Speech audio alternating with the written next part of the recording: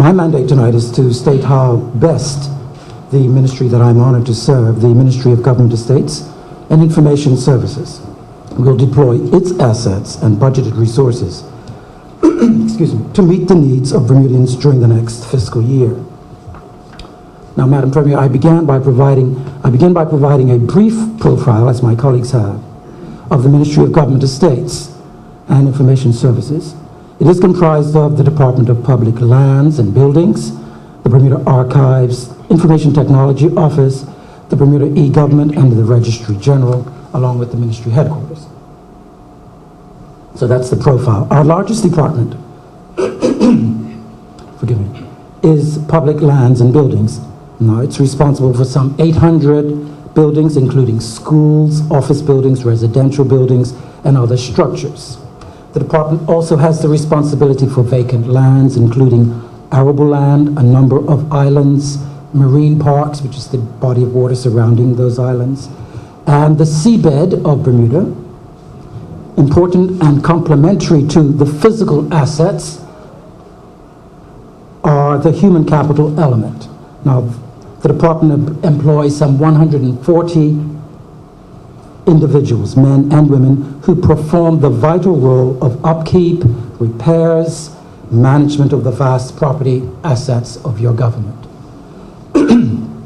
Funds assigned to this department during the fiscal year will be used to ensure that the public buildings are safe, secure, generally comfortable environments in which to work, visit, or go to school. Working closely with the facilities manager of the Ministry of Education is one of our ministry's most important functions, as we ensure that our schools are suitable for the future leaders of our future leaders, namely our young people.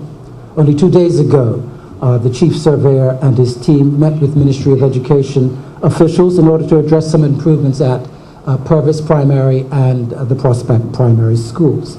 These kinds of meetings are ongoing, and with funds allocated to this department, repairs and general maintenance of our schools take place throughout the year.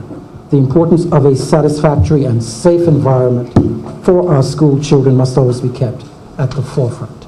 Deployments. As Minister, I intend to deploy the ministry's assets and human capital to meet two overarching goals. One, the promotion of social cohesion and the reduction of instability in our community, and two, raising revenues for government coffers. Cisco Academy. During the next budget year, our Information Technology Office will advance an important throne speech initiative, the development of a Cisco Academy in our island. A facility that will provide training for Bermudians and prepare them for employment opportunities in the field of IT. This is a unique opportunity for Bermudians of all ages, but especially for young persons seeking careers.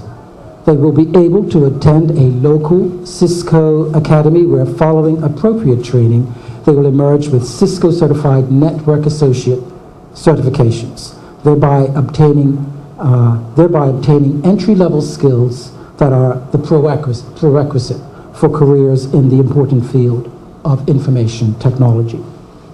Now, a task force is now in place, fine-tuning the Cisco Academy initiative, with the Academy expected to open within a few months. Soon, I shall be meeting with the leadership of the IT private sector and seeking its partnering with the government in order to establish, fund, and provide instructions to the Cisco Academy here.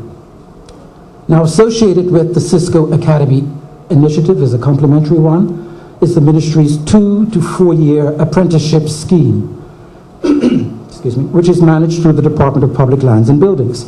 This program has proven to be a key element to the survival and development of skills and skilled trades in Bermuda. These skilled trades include, but are not limited to, electrical work, plumbing, masonry, air conditioning, fire extinguishing, and painting. Now, the apprentice program at the building section has developed into a partnership between the building section, the National Training Board under Minister Miners, and the Bermuda College.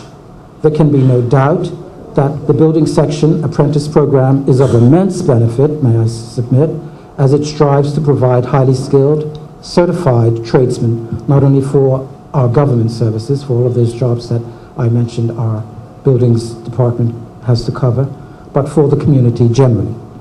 Our building section has its own complement of in-house Bermudian master craftsmen and women to join the private sector craftsmen and women to apprentice our young people, in particular our young males at risk. I said earlier that our ministry had the responsibility of some 800 government-owned buildings.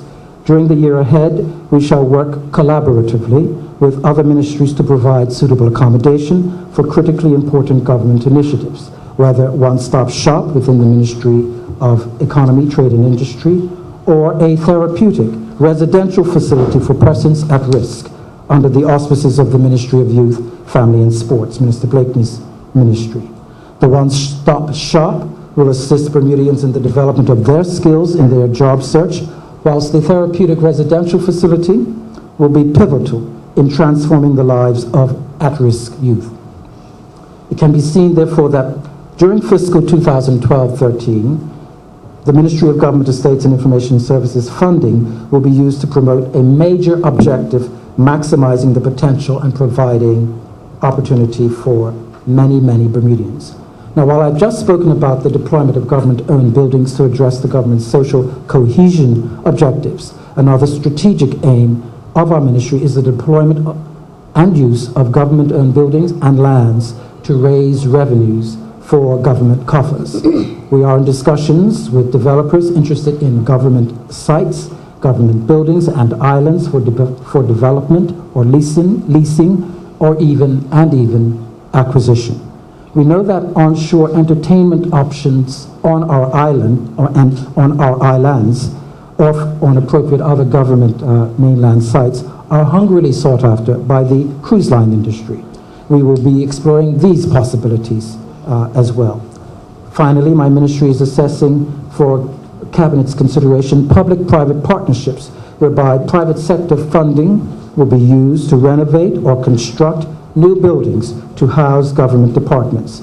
Now, via this initiative, jobs will be created, the economy will be stimulated, and in the long term, government will see a significant reduction in the approximately $13 million that we pay in rent annually in the private sector, primarily in the city.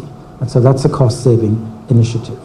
In summary, we intend to deploy the assets of government's vast estates compassionately, strategically, to support the social cohesion objectives of the government and to assist in the revenue-raising needs of the government